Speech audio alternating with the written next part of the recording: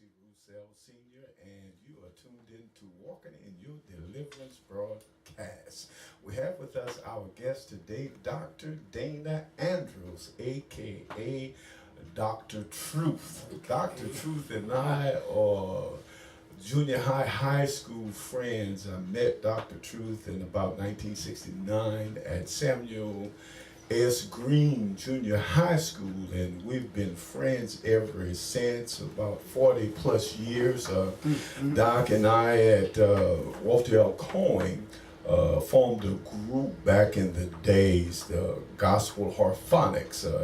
His two brothers, Jesse and Greg, and my brother Don Rousell, had that group. We did numerous talent shows, but we have a history that is just outstanding. And Doc just got through preaching and teaching a powerful Resurrection Sunday message coming out the box or inside the box. It was just absolutely wonderful. Doc, welcome to Walking in Your Deliverance broadcast. Bless you. Good to see Love you, you, Bishop. sir. Yes, All right. So how's everything going for you? Oh, if I got any better, I wouldn't know how to handle it. But guess what? I'll try. I guarantee you.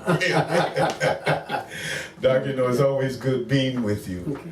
And I could remember, let's just go right here for a moment. I could remember as kids growing up, and we were doing things that, you know, we had no business to do, experiencing life, experiencing marijuana and drinking and those sorts of things. But your dad been in ministry, was a pastor. My dad was a pastor, so we both was PK kids. But I could remember your dad sharing with me that he was not going to allow me to mess up your life and your brother's life, but he didn't push me away. He said that to me, that Rooster, he called me Rooster by my name that we gave each other, and not only is Doc Dr. Troop, but he's also Moo Cow. Where that come from, I don't know. But anyway, your dad said to me, one of the few people that ever spoke anything positive over my life.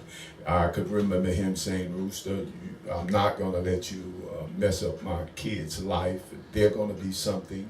And he said to me, I'm going to pray for you, and you're going to be something. So kind of zoom in on that for me, if you would. I mean, like you said, you know Jesse Andrus well, my dad and I. And one thing about him, he always let a person run their own course. But, you know, by being a father of 12, and of course the three of us that he was speaking of, he had a responsibility to assure that we traveled in the right direction, to be somebody in life, and to be in place where God would have us to be. And he wasn't going to let nobody mess that up, least his work be in vain. Now, he saw that you and I had gone in a relationship, and he watched it very carefully. Now, trust me, if you were anything less than what you were, oh, he'd have ended that right there. But he saw something, but he knew that that had to be monitored. Yeah. And he knew that it had to be supervised. So he just let you know up front where he was coming from. Now, interesting, he never told us this, that he had this conversation with you. So this was my first time hearing that, but I could see my daddy saying that because he knew as a father, his responsibility was to train his children, and anybody, anything that would interfere with that training, he knew he had a responsibility to deal with it, to dissolve it, or in this case, like he told you, well, I'm going to pray for you. Because he know that prayers change things. And he always said that when two forces come together, the strongest shall absorb the weaker. So he knew that instead of telling you what you wasn't going to do, what he just said was that I'm going to pray, which means that I'll be around. And Wow. He was. That was a great impact for me because back in that day, you know, we were dabbling with so many things, and the education wasn't very primary for us. We had other stuff on our mind. But speaking of that, now they had to separate us. Right. You went on to another school. I had to go out of state. And you know, the reason why I'm saying that is because most children don't understand the decisions that the parents have to make for them because they're going so wild. But we both are thankful for the decisions that they made because it made us the men that we are today. You know, and it's interesting because I think you went to Cincinnati. Right. Right.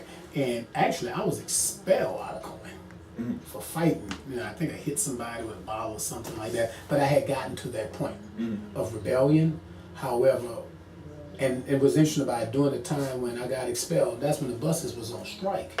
So living uptown in New Orleans and McDonald 35, where they placed me, which was downtown, I had to walk every day to school and back. That was part of my punishment. But my daddy said, you know, it's going to build character, son. And interestingly, the school that I graduated from on resume was a better school than the one you and I went to. Okay. So, like Apostle Paul said, all things work together for the good, you know. Now, before we get to your education, just talk a little bit about the harmonics. I really always think about that, have great respect for our group. And I am, and I know you and we talked about anticipating a reunion. I think that would be absolutely fabulous. I could remember the talent shows at different schools, and I could remember the accolades and all of this stuff that we experienced. Talk a little bit about the harmonics. Well, you know, we had two names. You know, the one name was the Gospel Harmonics, and the other one was the Sound of Justice. Right. That was the other one. Exactly. And you know, what's interesting about it is that out of the five of us, you know, in your family, Don carried the tune pretty well. And Jesse and Greg in my family, you and I, for some reason, we just didn't do well with that. But that's okay. We did good background, and we always got the speaking parts, because and as amazingly, even during that time, God was grooming us for what it was that we would ultimately do, which is to sing on a higher scale, to preach His word. Amen. So, you know, to me, that always meant a lot. That, you know, being sandwiched between Jess and Greg, you know, them two could sing, you know. Right. Yeah, I was singing the bird. He said, "No, I wouldn't have them. You know, I mean, you know." But God knows, and the measure of talent that He gave me would surface much later on. Okay. Yes. So now He placed me on a higher. I mean, I sing on a higher level. We preach God's word. Hello? Okay. Now, tell us a little bit about your ministry. Ladies and gentlemen, thank you for coming tonight. I got a young man I want to introduce you to. We call him Ike Nice. Oh yeah, I'm a music major. Check this out.